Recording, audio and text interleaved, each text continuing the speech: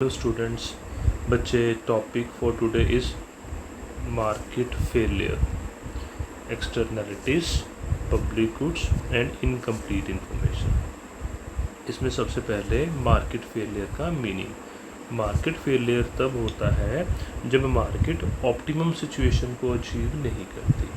हमने Pareto optimality condition में पढ़ा था ना कि परफेक्ट कंपटीशन जब एग्जिस्ट करता है तो उस केस में पेरेटो की सातों ऑप्टिमल कंडीशन सेटिस्फाई होती हैं तो ऑप्टिमम सिचुएशन आती है, तो मार्केट फेल नहीं होती। But if due to any reason, due to externalities या पब्लिक गुड्स या इनकम्प्लीट इंफॉर्मेशन के कारण मार्केट ऑप्टिमम सिचुएशन को अचीव करने में फेल हो जाए तो उसको हम कहते हैं मार्केट फेलियर। ठीक है, मतलब जब मार्केट ऑप्टिमम सिचुएशन को अचीव ना कर पाए उसको मार्केट फेलियर कहते हैं। तो मार्केट फेलियर के कई रीज़न्स हो सकते हैं। हमारे सिलेबस में ये 3 रीज़न है, 1, 2 एंड 3। तो ये हमने 4 रीज़न्स लिखे हैं। वैसे हमारे सिलेबस में इनकम्प्लीट इंफॉर्मेशन, पब्लिक गुड्स और प्रेजेंस ऑफ एक्सटर्नैलिटीज़ है। तो हम इन तीनों को बारी बारी स्टडी करेंगे। पहले हम इसको स्टडी कर लेते हैं, फिर इसको करेंगे, थर्ड पे इसको करेंगे।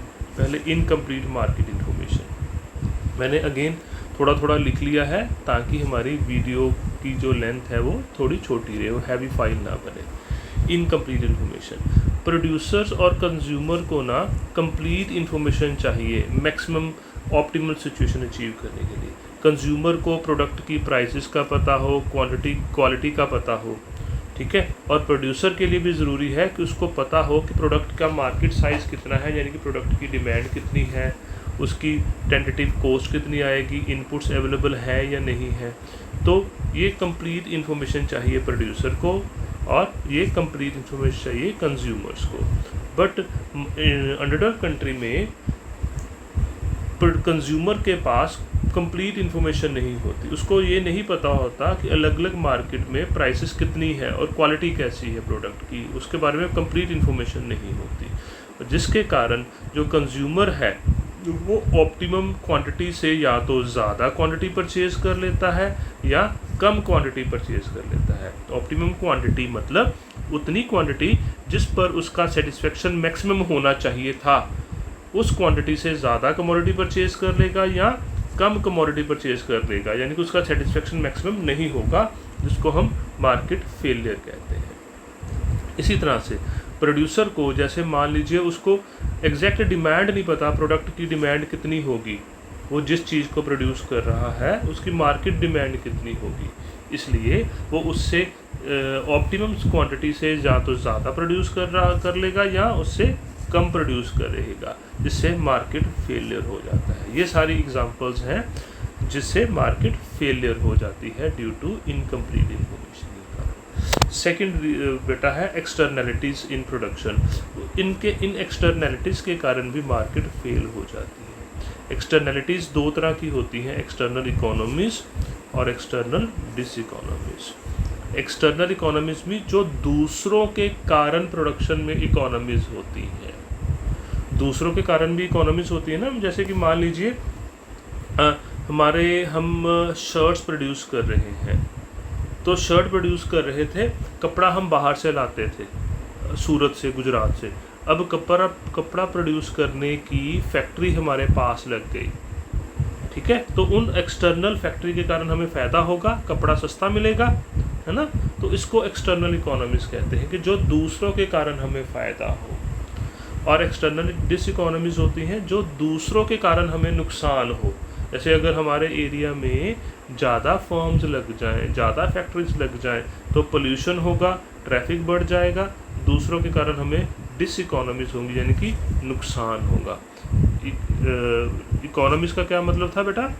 बचतें, यानी कि फ़ायदा दूसरों के कारण। एक्सटर्नल इकोनॉमी मतलब दूसरों के कारण जो फ़ायदा, एक्सटर्नल डिसइकोनॉमीज़ मतलब दूसरों के कारण जो नुकसान हुआ। तो इनको हम एक्सटर्नैलिटीज़ बोलते हैं। एक्सटर्नल इकोनॉमीज़ एंड डिसइकोनॉमीज़ को हम बोलते हैं एक्सटर्नैलिटीज़। इन एक्सटर्नैलिटीज़ के कारण भी, यानी कि इन एक्सटर्नल इकोनॉमीज़ और एक्सटर्नल डिस इकोनॉमीज़ के कारण भी मार्केट फेलियर होता है। कैसे होता है मैं समझाता हूँ। अगर तो एक्सटर्नल इकोनॉमीज़ एग्जिस्ट कर रही हैं, मतलब दूसरों को फ़ायदा हो रहा है हमारी प्रोडक्शन से, ऐसी सिचुएशन में private marginal cost is more than social marginal cost. मतलब जो हमें, सपोज हम अगर प्रोड्यूसर हैं, हमारी कॉस्ट मार्जिन कॉस्ट ज़्यादा है, सोसाइटी को उसकी कॉस्ट नहीं है ना। और या प्राइवेट मार्जिनल बेनिफिट कम है, सोशल मार्जिनल बेनिफिट ज़्यादा है।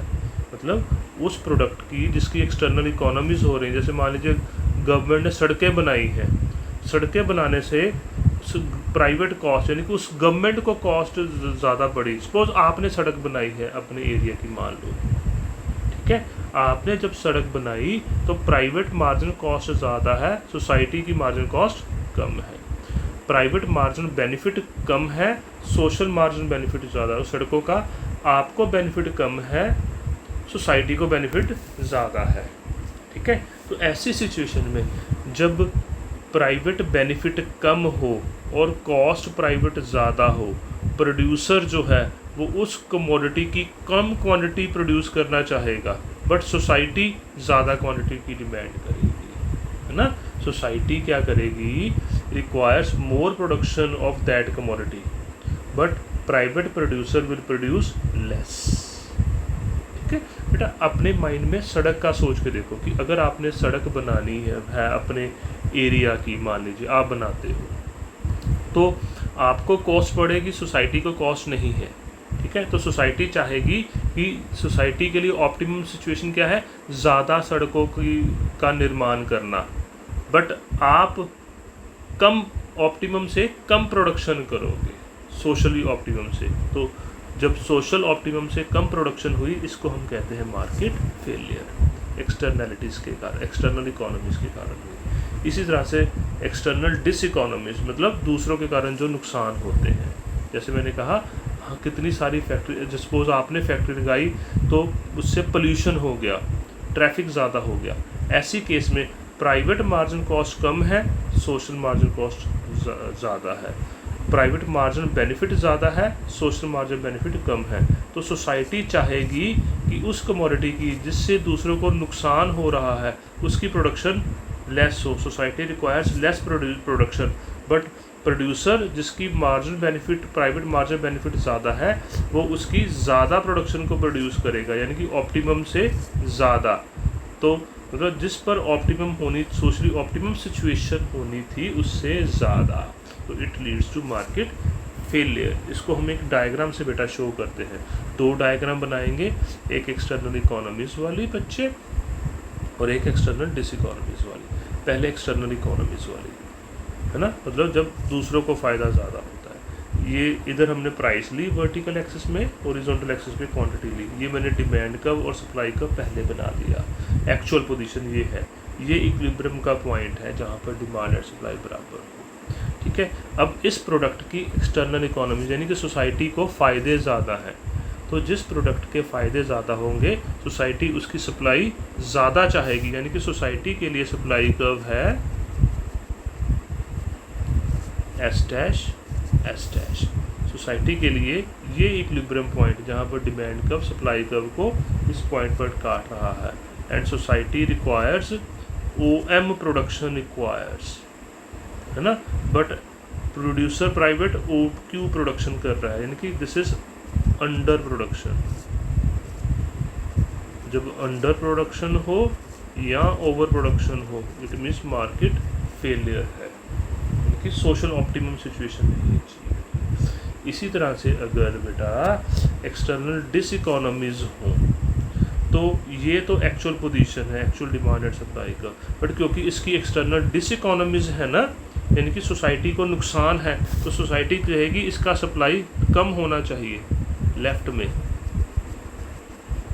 यानी कि सोसाइटी चाहेगी इक्विलिब्रियम पॉइंट ये वाला होना चाहिए, यानी कि सोसाइटी चाहेगी प्रोडक्शन OM होनी चाहिए, बट एक्चुअल प्रोडक्शन है OQ, तो दिस इज अंडर प्रोडक्शन, ये अंडर प्रोडक्शन। जब ओवर प्रोडक्शन हो या अंडर प्रोडक्शन हो तो इसका मतलब इसका ये है कि सोसाइटी ऑप्टिमम सिचुएशन को अचीव नहीं कर पा रही, तो ये मार्केट फेलियर है। अब हमने मार्केट फेलियर के 2 केसेस कर लिए बेटा, एक किया इनकम्प्लीट इन्फॉर्मेशन वाला और दूसरा एक्सटर्नैलिटीज़ वाला। अब तीसरा करेंगे public goods and market failure. ये बच्चे इसके लिए मैं सेपरेट लेक्चर में इसको करवाऊंगा, ठीक है। टिल देन आप इसके दोनों को अच्छे से स्टडी कर लो। ओके बच्चे, थैंक यू सो मच।